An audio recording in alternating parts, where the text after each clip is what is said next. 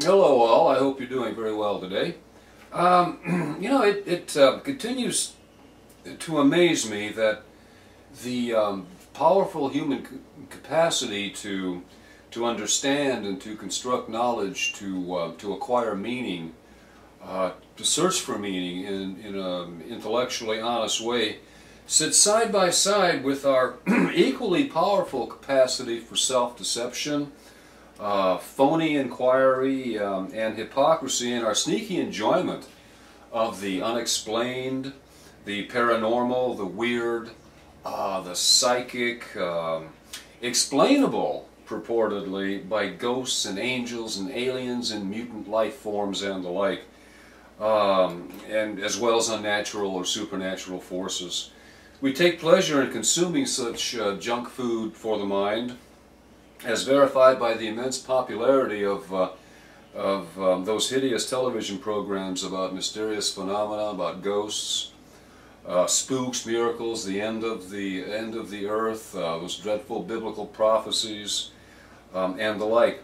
Negatively speaking, this junk food for the mind is our guilty indulgence of that dark side of our nature, I think, of the dark side of human nature.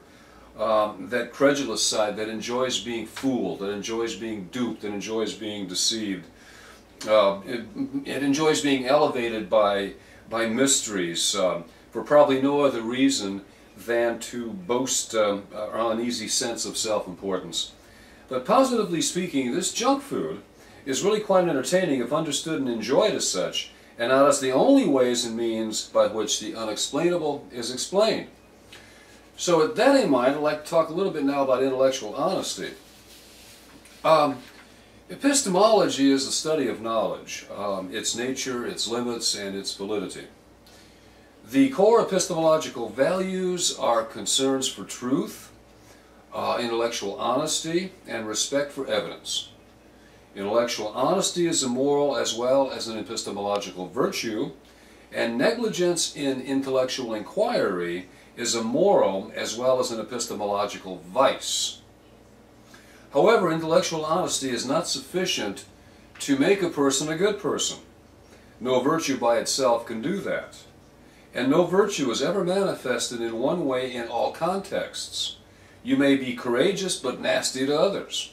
You may be intellectually honest but inconsiderate of the feeling of others. Or you may cheat on your tax return. As courage can be put to bad moral use, as with the courageous soldier who fights in a immoral war, or an unjust war, so can intellectual honesty be put to bad moral use, as with scientists scrupulously working on developing weapons of optimal destructive power. A person is morally honest when truthful in dealing with others. A person is intellectually honest when truthful in dealing with herself. It is no accident that another term for intellectual honesty is integrity, or intellectual integrity, suggesting a wholeness, a harmony of will, emotion, and intellect. Intellectual dishonesty is characterized as allowing wishes, hopes, and fears to distort your perceptual and intellectual relationship with the evidence purported to support some claim, belief, or opinion. It is intentionally staying away from certain types of evidence that may be unfavorable to what you would prefer to believe, or evading the acknowledgement of the relevance of the significance of the unfavorable evidence that should not be avoided. Intellectual honesty is an epistemological virtue because it stiffens respect for evidence. Intellectual dishonesty is a vice because it unstiffens it. And why is intellectual honesty also a moral virtue, and intellectual dishonesty also a moral vice? Because someone who lies to herself, avoiding or twisting evidence as it suits her, is as unworthy, as unreliable as someone who lies to others.